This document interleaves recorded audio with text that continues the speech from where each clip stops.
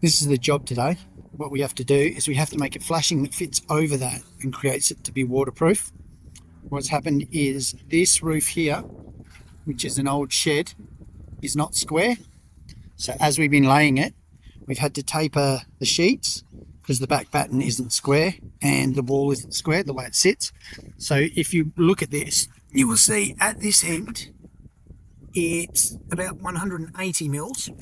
As we move down to this end, we're looking at it being about 220.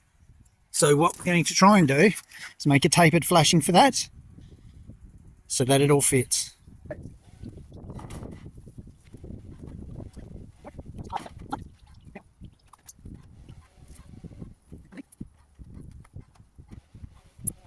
So all I'm doing is I'm running my pencil line along the bottom, hard up against the two flashings where they meet. So then I've got that line and the taper off.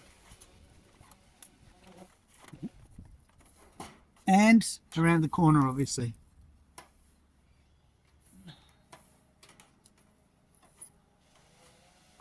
There we go. And now we'll take it down and we'll do the bending.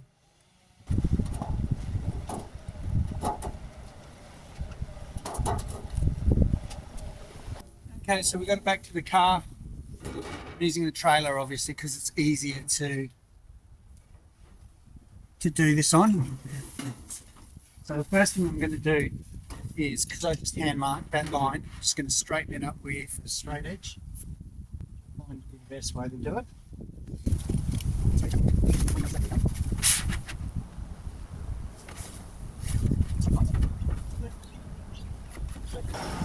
Okay, so just quickly I've clamped it all in place just because the flashing's a bit awkward and it comes off. So now I'm going to show you what I'm going to do. I'm going to start from here and work down. We're going to create little stress in it using a wood chisel. And once we do that, that'll give us a line on which we can bend the tapered flashing on. Now you're going to get some shake when I do this. It's just the way it is.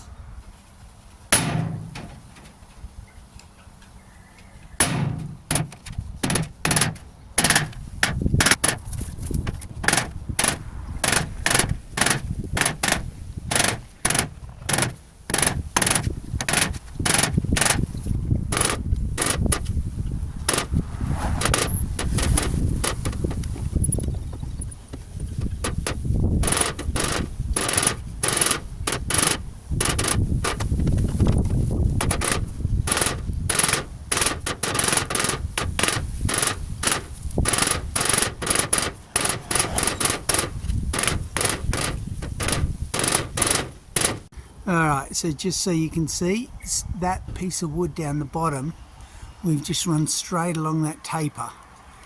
So it should bend theoretically right at this edge.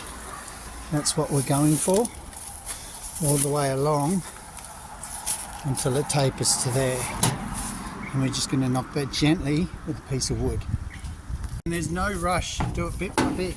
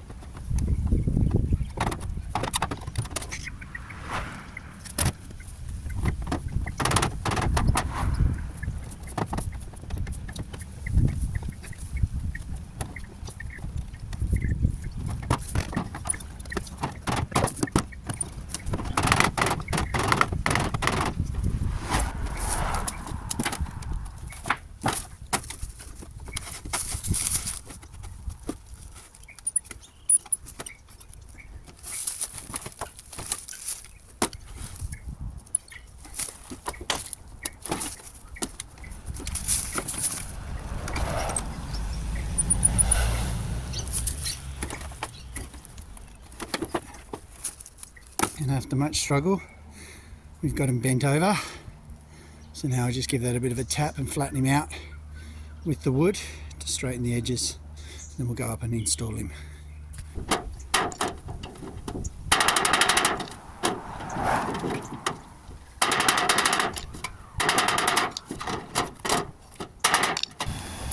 So what you see here is us installing the flashing. We're going to screw it in place just to make sure everything's in the right spot. And you'll notice that once I screw it in place, only now am I taking the plastic off. I bent the entire flashing with the plastic on because it protected the paint. So we'll put it back, and now we're just boxing this off. So we're making sure that everything's sealed properly, and you'll see I'll seal up the wall there. That's so no water can get in behind there if it rains. And now we're just going to use what are called stitching screws, little stitching screws. They're designed to stick metal to metal, and we're going to go along. They're a rivet replacement basically for roofers, so we don't have to rivet everything.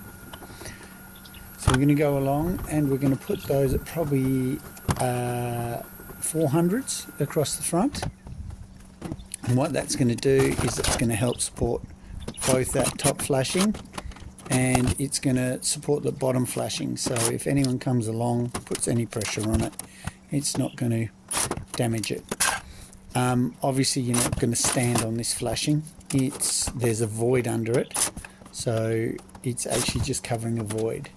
So that's one thing to consider. And now all we're doing is, because the flashing goes over the top of the capping, we're making sure that we really silicone everything there and nothing can move. We don't want any water getting in there. Any water that gets in there will get into the roof. So that's pretty much it, all done. Now we used a 0.6mm flashing here. So there he is, all bent by hand, but he's bent at the correct amounts. That's how she turned out. She turned out quite nice actually. I was pretty happy with that. And I'm really happy because of the shape of it. Fits perfectly. Alright, I'll see you on the next video.